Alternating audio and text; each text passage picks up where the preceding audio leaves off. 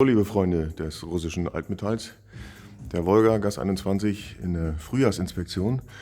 Die Sichtkontrolle hat leider einen Defekt am Kupplungsausrücklager ergeben.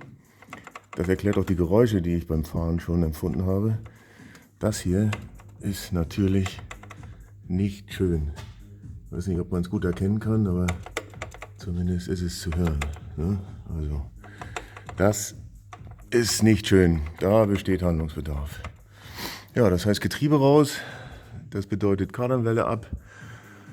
Ja, das ist ein bisschen Arbeit. Das ist nicht mal eben in einer halben Stunde erledigt. Ne? Bleiben Sie dran, es bleibt spannend.